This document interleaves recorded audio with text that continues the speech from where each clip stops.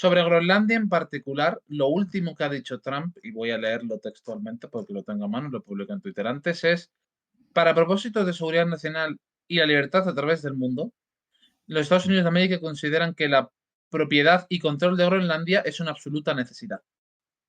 Esa es literalmente la cita textual de un post que hizo en la red Truth Social cuando estaba hablando de la selección de su embajador, Ken Howery, para Dinamarca.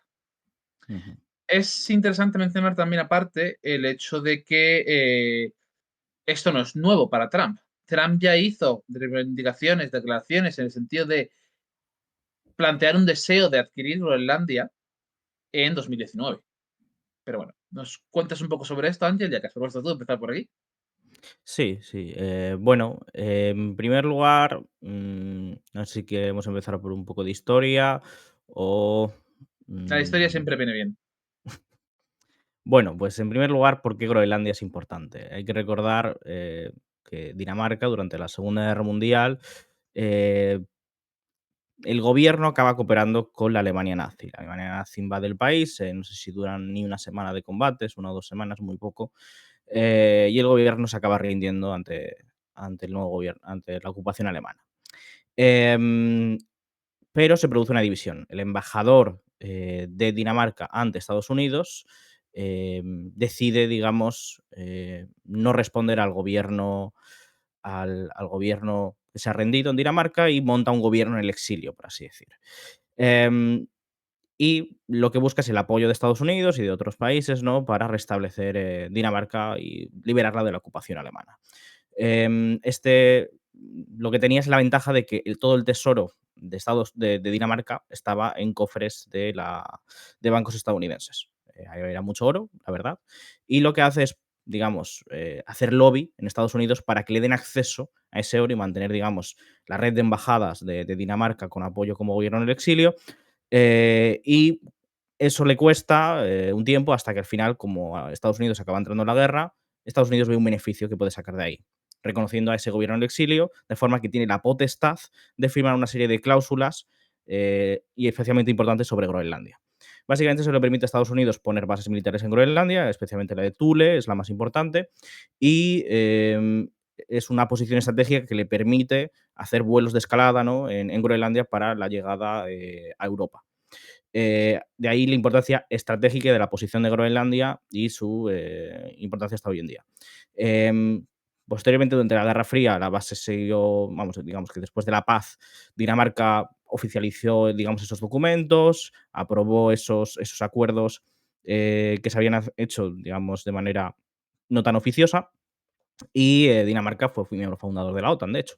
Em, los estadounidenses nunca han querido abandonar Thule ni esa base militar estratégica y, de hecho, incluso han tenido incidentes por el tema tanto de prisioneros durante la llamada guerra contra el terror, que se utilizaran, digamos, para agujeros negros de la CIA, y también con el tema de las armas nucleares. Hay unas investigaciones bastante famosas durante los años, creo que 70 o 60, que se utilizó para guardar armamento nuclear cuando no había ninguna cláusula que lo permitiese, y fue un escándalo importante. Un gobierno danés llegó a caer por el tema este, y bueno, digamos que hay una historia de controversias alrededor de Groenlandia y la presencia militar estadounidense. Hay que recordar que Groenlandia al final, bueno, es una colonia, ¿no? Era una colonia hasta que, digamos, a través de Naciones Unidas y mediante la mediación se acabó realizando un gobierno autónomo. Hay un gobierno con una cierta autonomía en Groenlandia y, de hecho, como tal, tienen el derecho a la autodeterminación. Es un gobierno, digamos, que tiene muchos problemas, una sociedad que ha sufrido mucho shock ¿no? por la introducción de la presencia danesa y hay mucho problema pues, de suicidio, de alcoholismo, etcétera. Es una economía muy dependiente, además digamos, del petróleo y de ciertos sectores muy específicos. Y entonces depende mucho del dinero que se envía desde Dinamarca, que tienen interés, digamos, en subsidiar para mantener la presencia en ese punto estratégico. Em, Como decías, ¿no? Trump, durante su primer mandato, ofició esta idea de comprar Groenlandia, que es algo que ha estado en la cabeza de los estadounidenses durante muchos años, al final, desde la Segunda Guerra Mundial, pero que digamos que, bueno, bajo el paraguas de la OTAN y las buenas relaciones con Dinamarca es algo que se mantenía y que no había ningún tipo de problema. Pero Trump quería ir un paso más allá. No sé tú qué quieres aquí añadir algo a este respecto. Bueno, estaba justo comentando, lo he dicho varias veces, ¿no? ¿Qué es básicamente lo que buscan, ¿no? Es esa idea fundamental. Porque, como si ya hemos dicho, si ya tiene una presencia significativa en Groenlandia, si ya la han podido ampliar con el tiempo, si han sobrevivido a todo tipo de escándalos referente a la presencia en Groenlandia. Eh, y en términos generales, si, si en general Estados Unidos ha tenido todo este papel tan importante, ¿por qué esto ahora? Es un poco la idea de lo que hemos comentado en otras veces, de que Estados Unidos, ante la nueva situación de competición de grandes potencias, ante el escenario de una competencia directa con China, principalmente, pero también con Rusia en ese sentido, quiere atar en corto, quiere limitar más digamos, aquello que ya tiene, reforzar su dominancia sobre ello. Por eso hablan de anexionarse a Groenlandia, porque al fin y al cabo ningún tratado que puedan tener con Dinamarca o con Groenlandia sobre lo que pueda hacer o no con sus bases va a ser tan firme, tan sólido como pueda ser controlar directamente el territorio. Por Ujú, eso hablan también de lo mismo con Panamá, aunque ahora hablaremos por Panamá, ¿no? Pero digamos que es un poco esa idea fundamental, reforzar, asegurar y acercar más aquellos intereses más estratégicos que en otros periodos han dejado un poco más sueltos. ujú. ¿Y por Sí. qué? Sí, bueno, sí, un último comentario, simplemente. ¿Y por qué esto es tan importante especialmente? Por la creciente relevancia del Ártico. Ujú, Hay un ujú. peso cada vez mayor por el desbloqueo de rutas navales, especialmente por los chinos y los rusos, por el hecho de esa carrera de competición que también vemos, por ejemplo, en la zona de Svalbard, contra Unión Europea y Rusia, etc. Ujú. Sí, decir que ahora mismo digamos que alrededor de Groenlandia hay dos razones específicas que interesan especialmente a Estados Unidos, el territorio, em, digamos, por razones nuevas, más allá de la posición estratégica. Dos elementos que entran en juego, digamos, durante los últimos 10, 20 años. Y por un lado es la cuestión ambiental y por otro lado es la cuestión de recursos. Esto lo estabas diciendo también por el chat, ¿no? Por un lado, como está diciendo Jorge, el derretimiento de los polos está suponiendo la apertura de nuevas rutas comerciales y la ruta del Ártico, que tiene más o menos tres vías marítimas posibles, la ruta del norte, que es la más accesible y que pasa en las costas, alrededor de las costas de Rusia, y todas ellas acortan bastante el camino respecto a la ruta del Canal de Suez. Y ya no digamos ahora que se tiene que utilizar incluso la ruta del Cabo de Buena Esperanza, que es aún más largo. También después está la ruta alrededor de más cercana a, digamos, Alaska, Canadá. Después está la ruta central, que es la menos accesible porque pasa por lo que es el centro de todo el Ártico, ¿no? Em, Aquí la cuestión es que, por un lado, tenemos que Rusia tiene una presencia muy profusa. Eh, Desde los años 80 en Rusia han tenido un interés en aumentar la presencia en el Ártico, tienen muchas bases militares, tienen también infraestructuras para posible actividad comercial y tienen, digamos, una asociación con China que apunta a maneras. En general, es verdad que el Consejo Ártico, que es, digamos, la organización internacional que trata, digamos, las disputas o las relaciones entre los países árticos, ahí prácticamente todos, bueno, todos ellos menos Rusia son parte de la OTAN. Eso es una victoria, además con la inclusión reciente de Finlandia, que ha dejado el equilibrio dentro de la organización pues bastante descolocado, ¿no? Pero también en la organización hay observadores, hay varios países observadores, entre ellos está China. Digamos, países de peso que son cercanos o que tienen un papel importante. En general, Estados Unidos, la presencia en el Ártico depende en buena parte de Canadá. La presencia de Alaska es minoritaria y y no tiene una posición central en lo que es la parte principal del Ártico. Entonces, al estar un poco así más alejados, es verdad que es un punto importante en relación con el estrecho de Bering, que sí que les da un peso de relevancia con el tema del comercio entre Asia y Europa, pero sobre todo además la posición estratégica de Estados Unidos, tanto en presencia de activos militares como de activos para la apertura de estas rutas comerciales son bastante inferiores a Rusia. Aquí estamos hablando especialmente de lo que son los rompehielos. Rusia tiene una flota bastante amplia de rompehielos porque siempre se ha concentrado en construirla, mientras que Estados Unidos y en general la OTAN tiene una flota muy pequeña o prácticamente inexistente. Además, incluso Rusia cuenta con rompehielos de carácter nuclear, aunque es verdad que Rusia quería ampliarla y ha perdido recientemente, debido a la invasión de Ucrania, de contratos para la construcción de nuevas naves de este tipo, debido a que el principal constructor es Finlandia. Y de hecho la OTAN ahora lo que quiere reforzar es a través de Finlandia la construcción de estos aparatos. Por otro lado, Rusia también tiene el problema de que no tiene rompehielos metaneros. Los rompehielos metaneros requieren otra tecnología que Rusia no tiene acceso y que le servirían para exportar aún más el gas natural licuado, que sabemos que está aumentando bastante en la Unión Europea, por ejemplo. Pues, en general, Groenlandia permitiría a Estados Unidos tener una presencia, además, de cierre en ambas partes, tanto en la salida hacia Asia como en la entrada a Europa. Y sin duda mejoraría sus capacidades en la zona. Y por último, la cuestión de los recursos que comentabais. Groenlandia tiene muchos recursos en oro, en petróleo, en gas, en tierras raras, muy importante esto. Así que habrá que ver en qué sentido acaban empujando dentro de Estados Unidos y sobre todo, ahí lo importante será la propia política dentro de Groenlandia. Groenlandia no está dentro de la Unión Europea, como comentáis por ahí, tiene una autonomía bastante amplia que le permite decidir sobre estas cosas y en Groenlandia se están moviendo cosas porque el gobierno ha venido apuntando durante años ya a la idea de la independencia, pero le falta suficiente soberanía económica para ello. Por eso que con apoyo estadounidense quizás sería más fácil de lograr. Bien, pues más cuestiones, vamos a ir tratando que son varios temas. Yo creo que podemos saltar después de este a Panamá. Yo creo que por vinculación porque me parece que es el que más se parece en cierto sentido. Así que vamos a hablar. ¿Qué ha dicho Trump sobre Panamá? Nuevamente voy a leer de la manera más o menos textual posible. Decía también en Truth Social, el canal de Panamá es considerado un activo nacional vital para los Estados Unidos debido a su rol crítico en la economía americana y en su seguridad nacional. Un canal de Panamá seguro es crucial para el comercio estadounidense y para el rápido despliegue de la flota, tanto del Atlántico al Pacífico, y disminuye drásticamente los tiempos de transporte entre los puertos estadounidenses.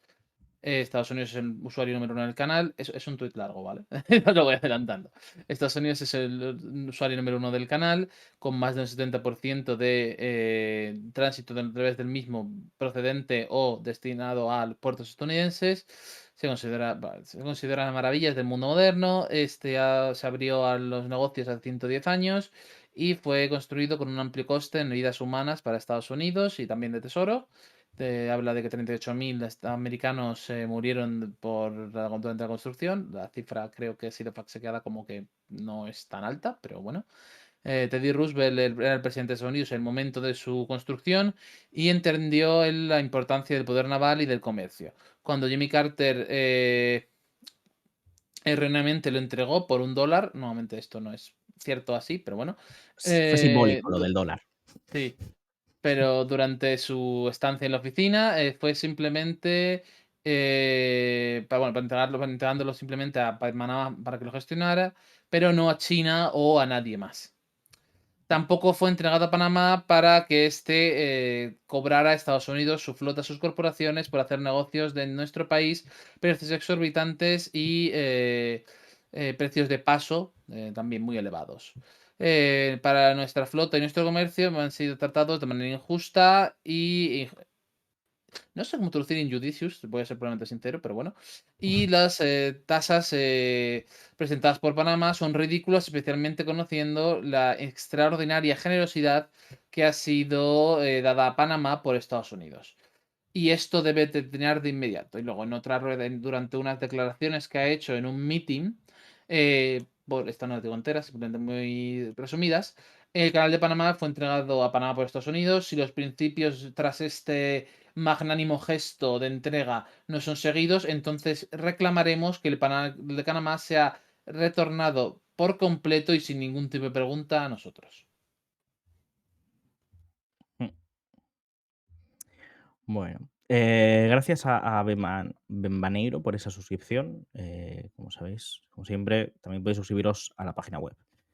Em, bueno, pues aquí de nuevo podemos empezar un poco de historia, ¿no? Es decir, aquí Trama ha hecho un repaso, su propio repaso de la historia, Sí, un ¿no? poco sui generis, podemos decir, ¿no? Pero sí. Sí, sí, pero hay que recordar que Panamá formaba parte de Colombia.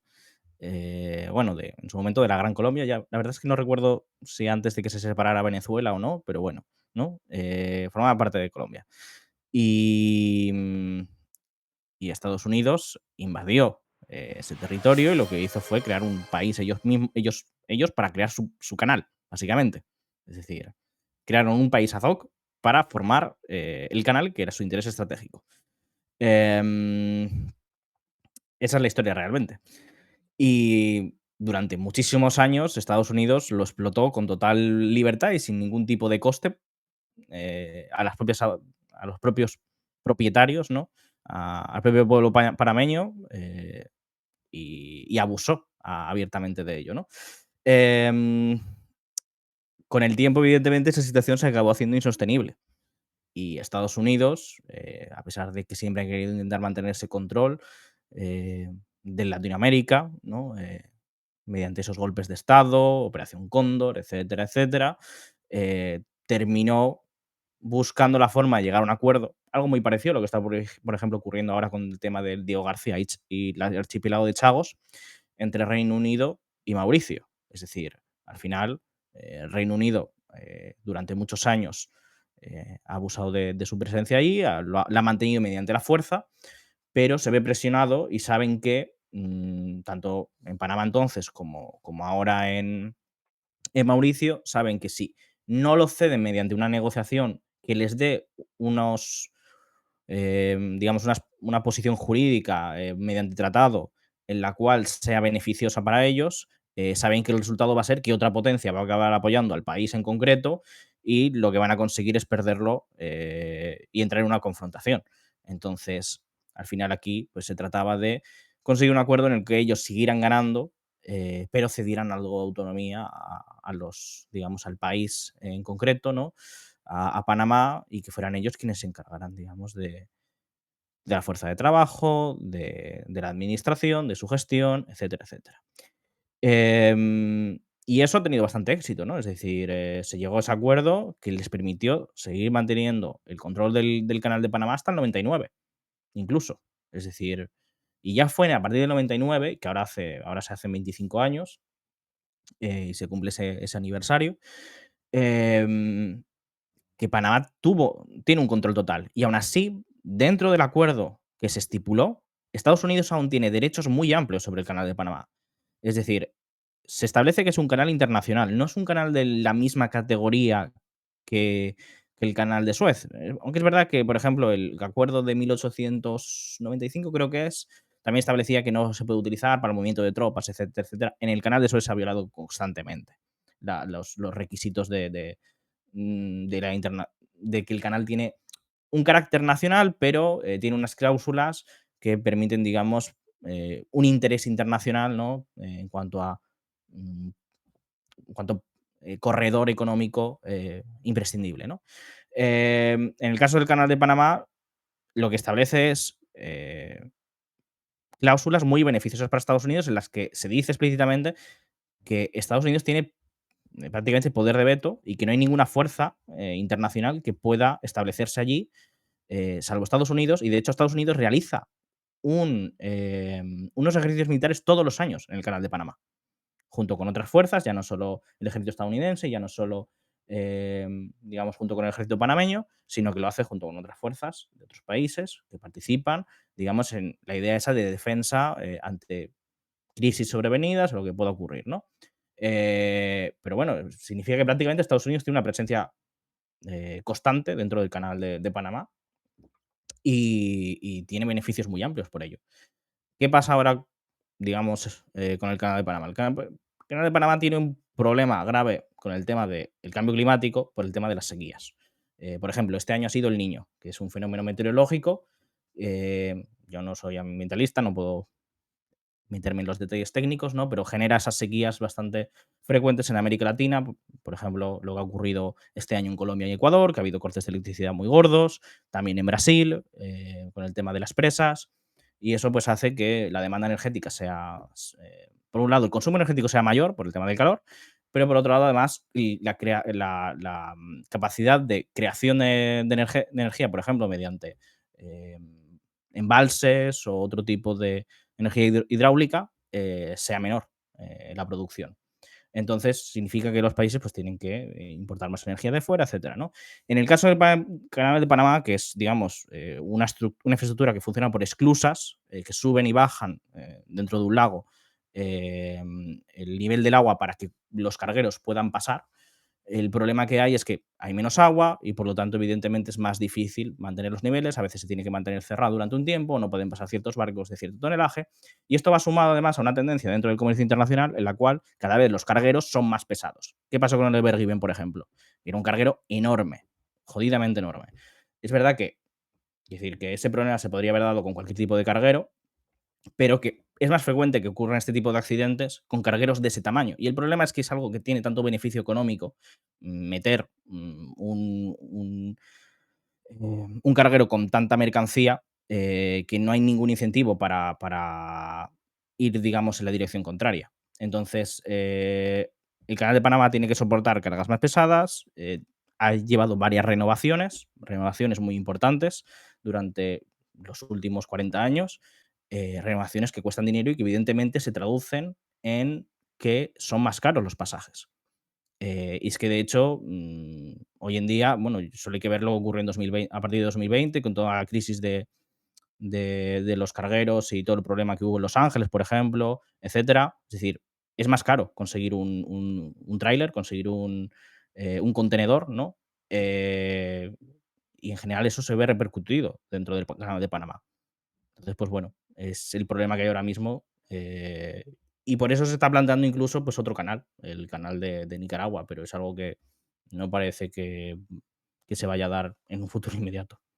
No, desde luego no parece que sea algo que termine de prosperar, ¿no? Por cierto, como anécdota, simplemente por detalle, antes de comentar una vez más, recordemos que el Canal Panamá inicialmente era un proyecto francés que fue Mm, abandonado, fue porque la imposibilidad de la construcción y que fue adquirido por los estadounidenses claramente mucho más interesados en esta cuestión. Y ujú, bueno, respecto al proceso de independencia de Panamá, fue un proceso largo que llevó entre 1840 y principios del siglo XX realmente, pero que vamos, que en resumen es eso, que la flota estadounidense participó del proceso de independencia para garantizar la misma y poder asegurar precisamente el canal como objetivo estratégico fundamental para Estados Unidos. Y es que es cierto, sobre todo si tenemos en cuenta el pésimo estado de las infraestructuras internas estadounidenses, especialmente las infraestructuras ferroviarias, es muy importante, muy, muy importante para el comercio entre las ambas costas de Estados Unidos el uso del canal de Panamá. Y mm. esto hace en buena medida que sea creíble, porque quiero recordar aquí que hay cosas que tienen precedentes.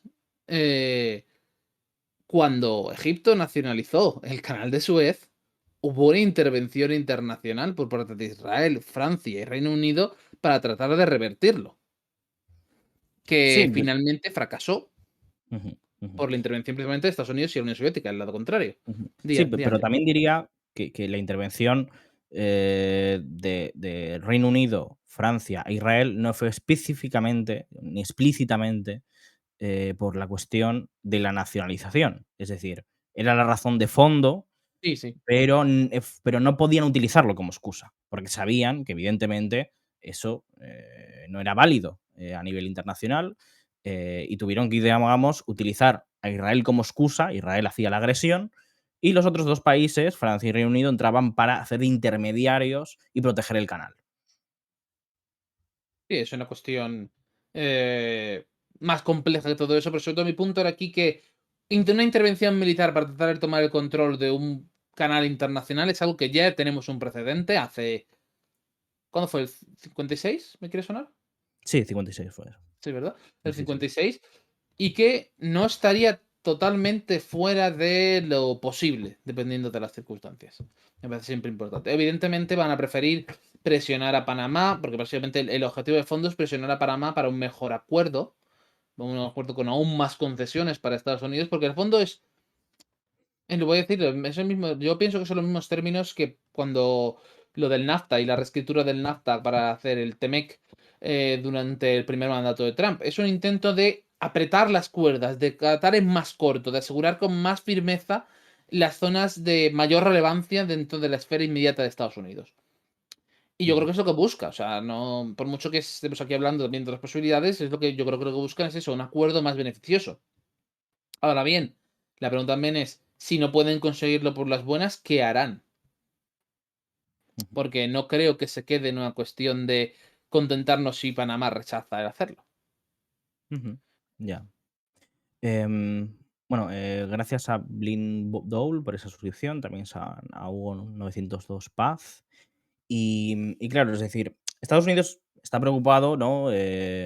Por su decreciente poder a nivel internacional, sobre todo en el aspecto económico, y eso es bastante agudo en Latinoamérica, que es una zona donde Estados Unidos tradicionalmente ha tenido amplia libertad de actuación y ahora mismo se encuentra con que China es capaz de introducir inversiones de capital muy importantes, incluso dentro del canal de Panamá, ¿no?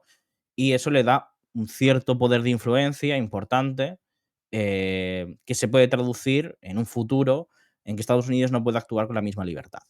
Y como dices, a mí me parece, ¿no? Esencialmente, que Estados Unidos quiere, bajo estas amenazas, digamos, de una manera más abierta, más explícita, lo está haciendo Trump, un poco por un lado lo que está utilizando, yo creo, es esta estrategia del hombre loco, que se decía de Nixon, ¿no? Brinkmanship. ¿Mm? El Brinkmanship, simplemente, sí. Sí, sí. El parecer alguien impredecible, que nunca sabes por dónde va a ir y por lo tanto a quien tienes que buscar siempre acomodar de alguna manera para evitarte un susto. Y por otro lado, pues bueno, utilizar estrategias de presión más coercitivas, menos de llegar a acuerdos en base, digamos, a un marco ya aceptado, sino romper ese marco, romper el molde para obligar a rendir, ¿no?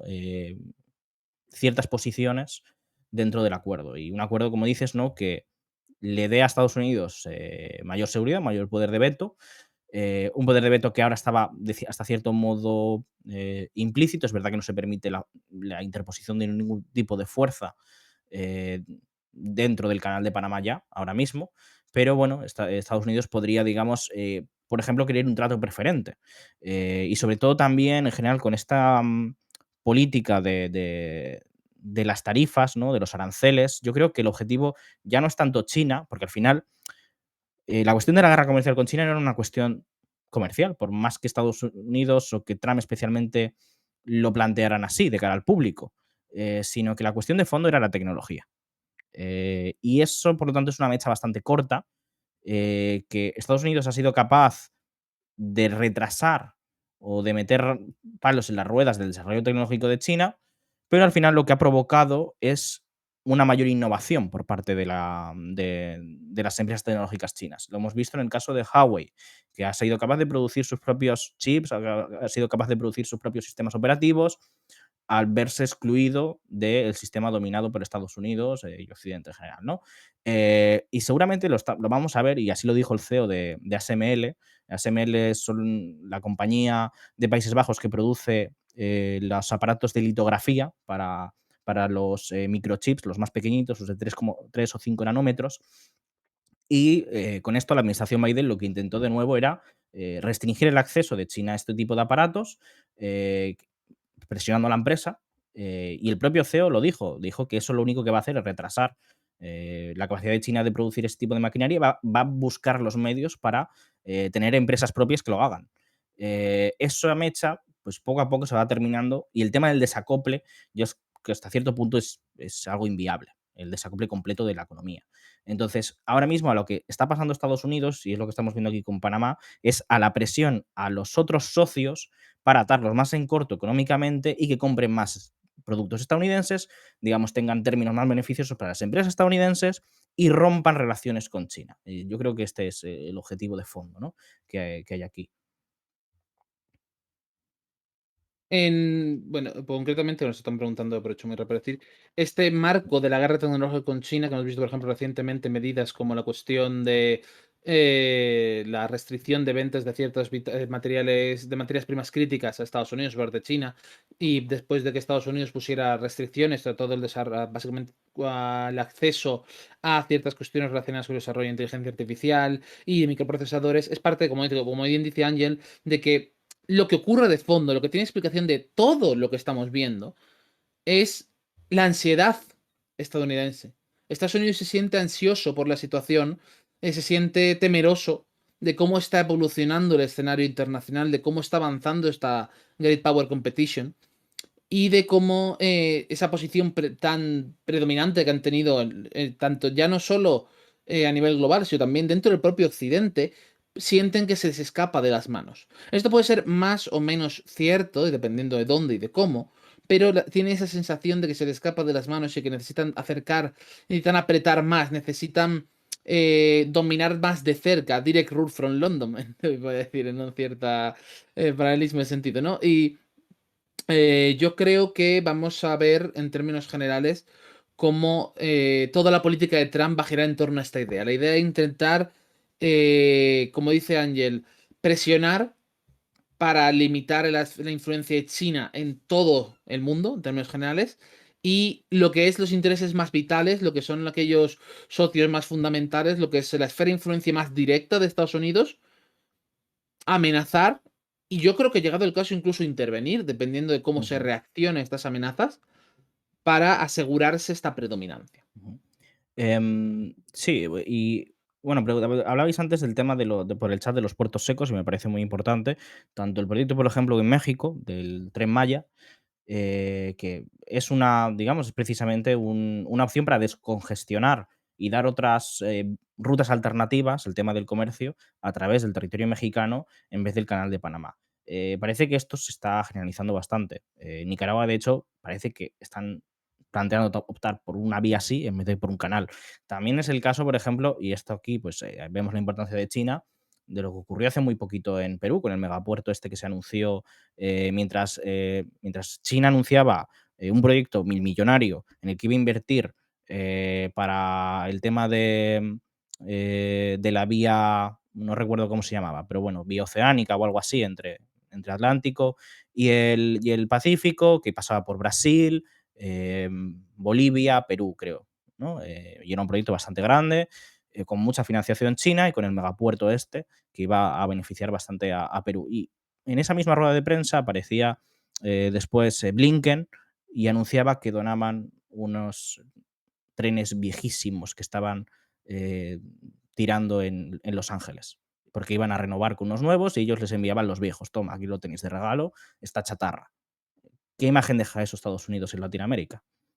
Ahí se ve que Estados Unidos anda un poquito perdido y que económicamente ya no es capaz de mostrar el mismo músculo.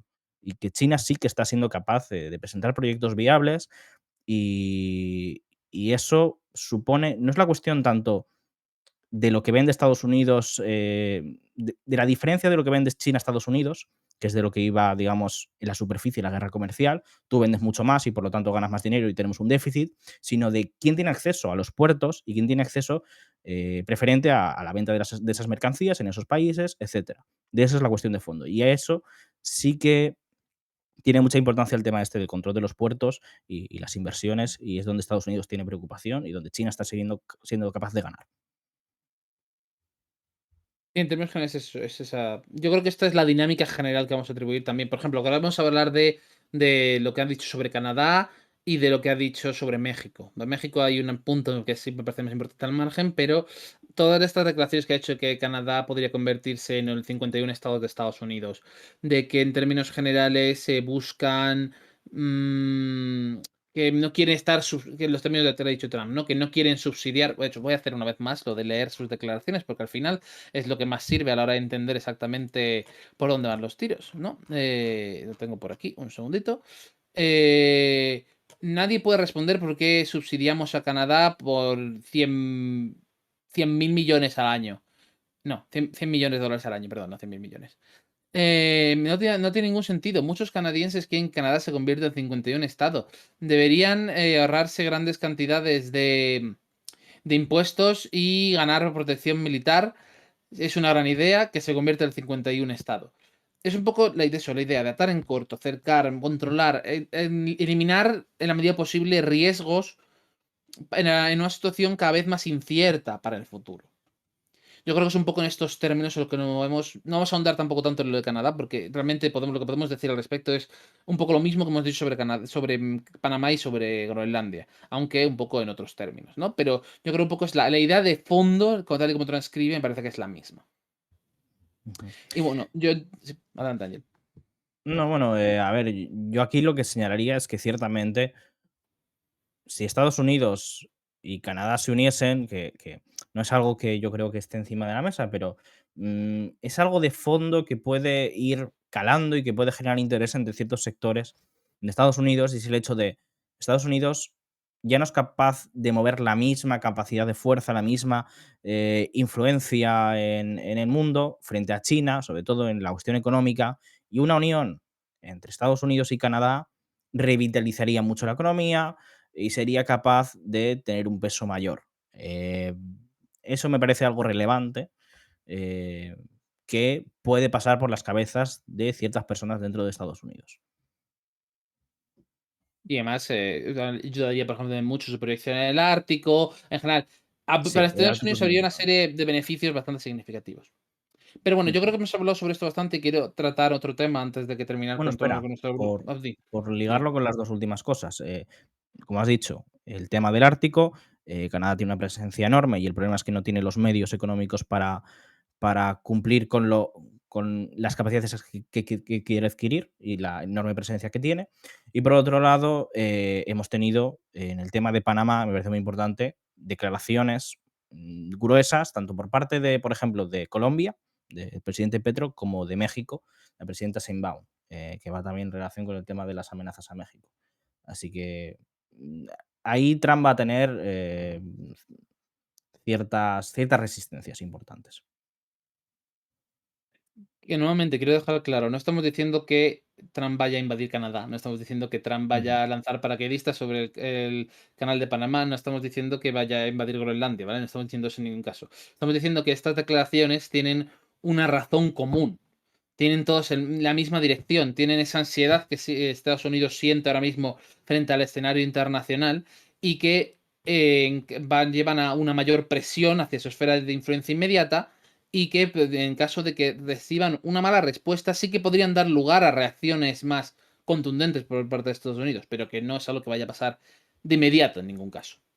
Y ahora lo que sí querría hablar, porque esto es un tema que yo creo que en cierta parte sí que es aparte, es la cuestión de la última declaración que tenemos ahí introducida en el título del streaming, que es lo de que van a declarar a los cárteles de mexicanos como organizaciones terroristas extranjeras, FTOs, y las implicaciones que esto tiene. Y para ello, lo primero que hay que decir es que la idea de hacer esto tiene un largo recorrido detrás. No es algo precisamente reciente. Es algo que vamos a ir destacando progresivamente.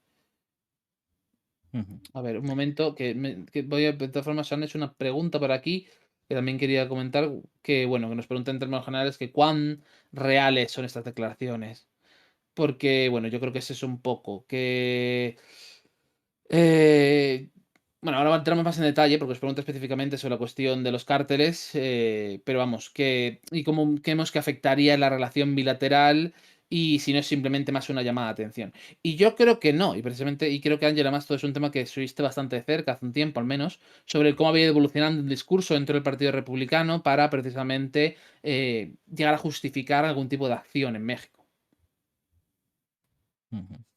Sí, sí, es algo que, bueno, directamente en las memorias de varios cargos importantes de la administración Trump, como por ejemplo el propio Mark Esper, que fue secretario de Defensa, en sus libros han detallado el hecho de que hubo conversaciones dentro de esa primera administración sobre la posibilidad de llevar a cabo acciones militares en México.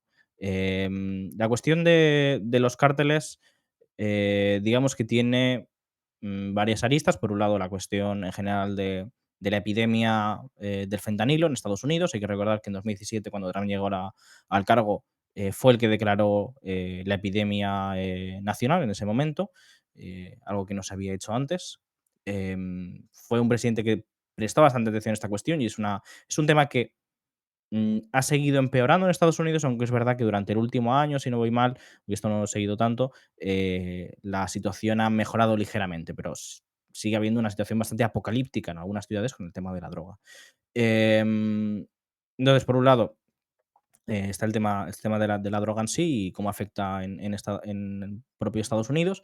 Por otro lado, está la relación que se hace con China respecto a esto. Eh, China, digamos que importa parte de los productos sintéticos que permiten hacer el fentanilo.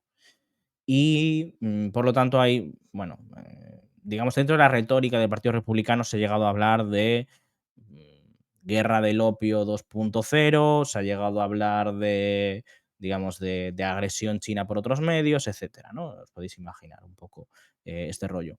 Y entonces, pues bueno, de hecho, en las negociaciones sobre la guerra comercial hubo una ocasión en la que China tomó medidas contra los productos sintéticos que se utilizan para hacer la droga. Digamos, impuso restricciones para su exportación, y fue una de las cláusulas, digamos, de los acuerdos entre Estados Unidos y China. Em, en general, la cuestión de la relación con México y el tema migratorio, el tema de la droga y el tema de la relación con China, que al final es lo que recorre de fondo toda la cuestión de la competición estratégica. Entonces, para asegurar una mayor presencia y un mayor control sobre ese territorio inmediato, eh, dentro del Partido Republicano hay crecientemente voces que plantean la cuestión de la intervención militar y principalmente a través de la declaración de los cárteles como organizaciones terroristas. Básicamente, esa declaración permitiría unas ciertas libertades jurídicas, legales, unas ciertas salvaguardas para Estados Unidos para tomar acciones, como por ejemplo ataques con drones o el uso de fuerzas especiales en territorio mexicano, y que es algo por lo cual han estado haciendo lobby muy activamente varios sectores del Partido Republicano durante años. Sí, sí, y bueno, como dicen en el chat, este problema no es una cuestión meramente de China, es decir, China puede tener una parte, digamos, de culpa en cuanto hay, digamos, algunos que se benefician de ese comercio, pero hay que recordar el papel central que tienen las farmacéuticas y los propios seguros estadounidenses dentro de todo este esquema. No por nada el apoyo a este chico, a Luigi Magnole, o como se diga, es tan alto dentro de sectores dentro de Estados Unidos. Es decir, yo veía encuestas de que había una simpatía casi del 30% de la población, lo cual para un asesinato, una ejecución, como al parecer que fue, ¿no? Presuntamente, en plena calle, en pleno Nueva York, es algo sin precedentes, sinceramente. Em, Hay varios documentales que podéis ver que lo explican, pero bueno, si bien no es lo mismo que durante los años 80 con el tema de la heroína y la coca, que por ejemplo ahí Panamá, hay que recordar, cumplió un papel muy importante. Hay un documental sobre la guerra contra la droga que está bastante bien, que sale un antiguo ministro de Panamá hablando sobre cómo manejaban el tema de los fardos con la CIA y con, y con los carteles. Pero bueno, volviendo a la cuestión del fentanilo, de los años 90, dentro de los lobbies farmacéuticos, salieron con el tema de que la mejor manera de atacar el problema era atacar el dolor. Y básicamente que las cosas se curaban suprimiendo el dolor, para vender básicamente opioides a mansalva. Y ahí es cuando empezó la crisis de los opioides, que es lo que hay de fondo realmente, no la cuestión del fentanilo. El fentanilo, digamos, ha sido aumentarlo al cuadrado el problema, porque el fentanilo pues, es un opioide mucho más potente y sintético. Y esto también tiene que ver con la cuestión de Afganistán. Los talibanes, cuando controlaban el país, prohibieron la plantación del opio. Cuando llegaron a Estados Unidos, por el tema de contrainsurgencia, de la estrategia de contrainsurgencia, aunque por un lado había quien se beneficiaba del comercio del opio y por otro lado, si querían mantener cierto apoyo entre el campo, no podían prohibir la plantación del opio porque la gente, porque la población quedaría en bancarrota y no tendría otra cosa que plantar prácticamente. Entonces, ahí hubo una explosión del opio que se abarató, las empresas se beneficiaron de ello y a través de lobbies dentro del Congreso y dentro de las regulaciones, pues permitieron que básicamente digamos, los estos para el dolor, ¿cómo se llaman? Bueno, no recuerdo. Los fármacos para el dolor básicamente se vendían como caramelos. Tú ibas a cualquier consulta y lo que te daban siempre era algún opioide para el dolor y eso generaba un chute de enganche. Analgésicos, sí, se daban analgésicos a mansalva, pero analgésicos opioides. Y básicamente durante finales de los 90, principios de 2000, eso explotó en Estados Unidos y después encima entró el tema del fentanilo. El documental de la CIA creo que se llama La guerra contra las drogas, lo podéis encontrar en YouTube, está subido allí. Tendría que mirarlo si queréis que los envíe.